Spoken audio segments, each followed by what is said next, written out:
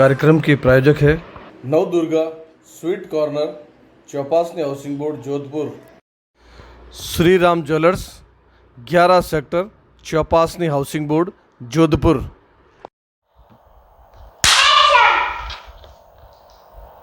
पिछले कुछ समय से मोदी जी पर आरोप लग रहे हैं कि उन्होंने भारत की जो वैक्सीन थी वो विदेशों को भेज दी, जबकि ये विदेशी पॉलिसी होती है, विदेशों को सहायता करनी पड़ती है। लेकिन यहाँ चीखने वालों को विदेशों से या प्रधानमंत्री की पॉलिसी से क्या लेना देना, या तो जानकारी है ही नहीं, और है तो भी छातियाँ पीटनी जरूरी होती है। अब राजस्थान में इन दिनों वैक्सीन या तो खड्डे में दबाई जा रही है या डस्टबिन में मिल रही है, और फिर कहा जा रहा है मोदी जी हमारे बच्चों की वैक्सीन विदेश क्यों भेज दी। अब राजस्थान वाले चीख रहे हैं अशोक जी हमारे बच्चों की और हमारी वैक्सीन खड्डों में और डस्टबिन में क्यों डाल दी। क्या ये मोदी को बदनाम करने की कोई साजिश तो नहीं, कोई षड्यंत्र तो नहीं? क्योंकि कांग्रेस सरकार राजस्थान में है और राजस्थान में ही ये नाटकबाजी चल रही है। कितनी महंगी वैक्सीन तैयार होती होगी और कितनी सारी जानें बच सकती थी इन वैक्सीन से। मंत्री जी इतने ढीठ होकर बदतमीजी से कह रहे हैं कि ऐसा कुछ नहीं है, जबकि दैनिक भास्कर जैसा प्रतिष्ठित समाचार पत्र खुलेआम दिखा रहा है कि ये वैक्सीन पड़ी, आओ ले जाओ हमसे। हम बताते हैं कहाँ पड़ी वैक्सीन, बैच नंबर है, किस तारीख को खोली गई थी। लेकिन इनके मंत्री झूठ पर झूठ बोले जा रहे हैं। कहीं मोदी जी को बदनाम करने का नाटक तो नहीं, और ये आदेश भी एंटोनिया माइनो से तो नहीं आया। मोदी जी की बेइज्जती करने, बदनाम करने और देश को बदनाम करने की कोई साजिश शायद लेफ्ट राइट कांग्रेस और जितने भी आजू बाजू विपक्ष है कभी नहीं चूकते। क्या ये वही नाटक तो नहीं? खैर, समय जवाब देगा, चुनाव फिर आएंगे, लेकिन इस वक्त लोगों की जानें जा रही है। अशोक जी जरा संभलिए और अपने मंत्री से कहिए ऐसे जवाब नहीं दे, जनता भड़क जाती है। और खैर, आपको अब क्या लेना देना? शायद आपको भी लगता है ये तीसरा टेन्योर काफी है, अब वैसे भी सीएम तो बनना नहीं है, सरकार बच भी नहीं रही है, सरकार भाग रही है, दौड़ रही है, पकड़े जा रही है। सरकार को किसी तरह फटाफट राजनीतिक नियुक्तियां देकर पिंड छुड़ाने की स्थिति में है गहलोत। इसलिए अगर कहीं वैक्सीन दबाई जा रही है, छुपाई जा रही है, फेंकी जा रही है, डस्टबिन में है, तो अशोक जी को कहाँ तकलीफ है? अशोक जी को लग चुकी है, रिश्तेदारों को लग चुकी है, और जहां तक है उनके आजू बाजू को भी लग चुकी होगी, इसलिए बाकी खराब हो रही है। तो जनता बड़ी बाढ़ में, और खास तौर से अगर जोधपुर में नुकसान हो रहा है तो अशोक जी को वैसे भी परवाह नहीं, बेटा जो हारा था यहाँ से। खैर, आपके बेटे को विधायक का मौका दीजिए, शायद जोधपुर जिता भी सकता है। आपकी कुर्सी वैसे भी इस बार आप खाली करके केंद्र में जाएंगे, तो वो जो जगह होगी उसमें माली और आपके जो वोटर्स हैं, फिक्स वोटर्स, वो आपके बेटे को विधायक बना देंगे, आपका गुस्सा थोड़ा कम हो जाएगा।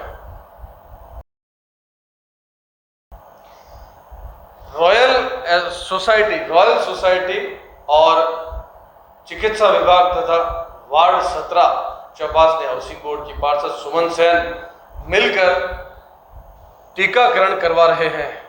ये बहुत ही सराहनीय पहलू है। ऐसे लोग जब भी आगे आते हैं और काम करते हैं तो बहुत अच्छा लगता है। चौपासनी हाउसिंग बोर्ड क्षेत्र की पार्षद सुमन सेन काफ़ी सक्रिय रहती है अपने क्षेत्र में।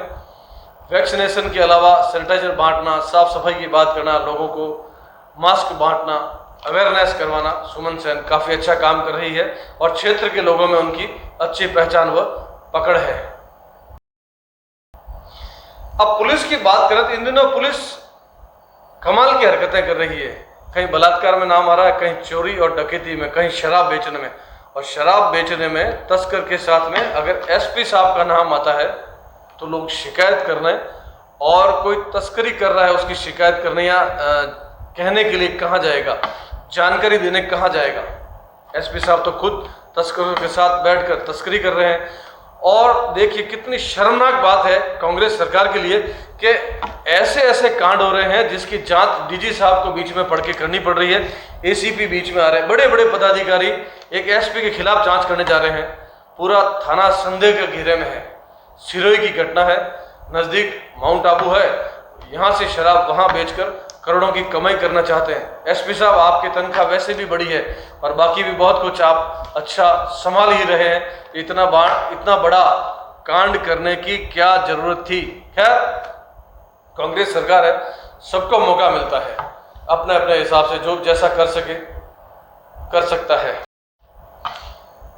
अक्सर पुलिस को आपने देखा होगा, वो डंडों से उन लोगों को पीटती है जो मास्क नहीं पहनते, सोशल डिस्टेंसिंग नहीं रखते और भीड़ करते हैं, शादियां करते हैं, उन पे एक बड़ा चालान लगता है। अभी कुछ दिनों पहले समाचार पत्र में आया था कि एक शादी में 1 लाख रुपए का चालान कर दिया गया। इस सदमे को बेटी का बाप सहन नहीं कर पाया और दुनिया से चला गया। ये बेवकूफ़ियाँ पुलिस वहाँ कर रही है जहाँ उनकी चलती है, वहाँ नहीं करती। जहाँ वो आजू बाजू भी नहीं दिखती है या दूर खड़े होकर तमाशा देखती है, हिम्मत नहीं कर पाते। ऐसे कई वाक़यात अखबारों में रोज आते हैं, टीवी पर भी दिखाए जाते हैं। पुलिस वहीं गरीब लोगों को पीटती है जो साइकिल पर निकलते हैं, मोटरसाइकिल पर निकलते हैं, या नाई की दुकान पर बाल कटवाने 5-7 लोग इकट्ठे हो गए हैं, उनको पीटा जाता है, घसीटा जाता है।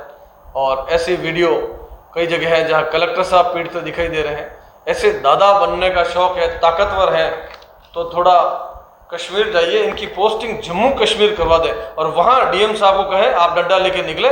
और जितने भी ये जो फौज पे पत्थर फेंकते हैं या जितने भी नेता जो पाकिस्तान से मिले हुए हैं, जितने भी लोग जो खतरनाक हैं, आतंकवादी हैं, जो पाकिस्तान से हमारे देश में घुसपैठ करते हैं, देश को बर्बाद करना चाहते हैं, फायरिंग करते हैं, लोगों की जान ले रहे हैं, फौजियों को मार रहे हैं, डीएम साहब लठ लेके थोड़ा वहां भी जाइए और कहिए आतंकवादियों मास्क क्यों नहीं लगाते हो, तुम्हारा चालान कर दूंगा, तुम्हें डंडों से पीटूंगा, थोड़ा पीट के देखिए। और ये जो पुलिस यहाँ जो दादा बनती है, थोड़ा कश्मीर जाकर भी देखिए या वहां जाकर देखिए जहाँ किसी की मौत हो जाती है, शादी होती है, ढेर सारी भीड़ होती है और मौत में विधायक होते हैं। और एक नहीं 2 बार ऐसा हो चुका है कि विधायक जी भीड़ बुलाते हैं। क्या हिम्मत हुई आपके वहां जाके धमकाने की, डंडा मारने की या चालान करने की? हम मानते हैं कि पुलिस नहीं होती तो कोरोना और बेकाबू हो जाता। पुलिस ने लोगों को डरा कर, धमका कर जो व्यवस्थाएं बनाई, भय बिना पीड़ित नहीं, ये बात भी ठीक है, लेकिन इतनी मारपीट भी नहीं हो कि कई लोगों की जान चली गई। एक फ्रूट व्यापारी को पुलिस ने इतना मारा कि उसकी जान चली गई। हालांकि नौकरी वहां पुलिस की भी खतरे में है, लेकिन अक्सर जो पुलिस मारपीट करती है, सोशल डिस्टेंसिंग नहीं रखने के लिए हंगामा करती है, क्या पुलिस खुद सोशल डिस्टेंसिंग रखती है? क्या मंत्री रख सकते हैं? मैं कहता हूं, मैं चैलेंज करता हूं, इम्पॉसिबल है ये। अगर मुख्यमंत्री कार में बैठे हैं, पीछे आगे उनका ड्राइवर है, पास में गनमैन बैठा है, तो 2 गज दूरी करके दिखाइए। 2 गज से बड़ी कौन सी कार, जीप या पुलिस के पास है जहां 2 गज से ज्यादा दूरी पर एक पुलिस कमिश्नर, एक मंत्री बैठ सकता है, उनका गनर बैठ सकता है और उनका ड्राइवर बैठ सकता है? करके मुझे दिखाइएगा। मैं चैलेंज करता हूं आपको। 2 गज दूरी, मास्क है जरूरी, मास्क लगा लिया, सैनिटाइज कर लिया, लेकिन 2 गज दूरी आप नहीं कर सकते। कौन सी कार या जीप इतनी बड़ी है जो 2 गज से ज्यादा दूर हो, उसमें आपका ड्राइवर और पास में गनर बैठा हो? 6 इंच की दूरी भी नहीं होती है, मुश्किल से 6 इंच, वो क्योंकि वो हैंड ब्रेक और गियर होता है, उतनी ही दूरी के पास आपका गनर बैठा होता है और पास में आपका ड्राइवर होता है। 2 गज दूरी करके दिखाइएगा। कानून बनाना और लागू करना दोनों अलग अलग बातें हैं। कुछ लोग मजबूरी में जाते हैं। आपके पुलिस वाले एक मोटरसाइकिल पर 2 जने ड्यूटी कर रहे हैं, 2 गज करके दिखाइए, 2 इंच भी करके दिखाइए। कैसे करेंगे आप? तब आप कह देंगे तो ड्यूटी है, क्या करें? तो आम लोग भी ड्यूटी करते हैं, अपने माँ बाप की दवाई लेने जाते हैं, उनका फर्ज, उनकी ड्यूटी है। अपने बच्चों के लिए सामान लेने जाते हैं, उनकी फर्ज, उनकी ड्यूटी है। आप ड्यूटी करते हैं तो ड्यूटी है। मास्क और सोशल डिस्टेंसिंग, मैं बताता हूं, अगर आप मुझे चैलेंज करते हैं तो मैं एल्बम बना के दे सकता हूं 150 पुलिस वालों की जो बिना मास्क मोबाइल पर बैठे खेल रहे हैं, बिना मास्क चाय पी रहे हैं, बातें कर रहे हैं।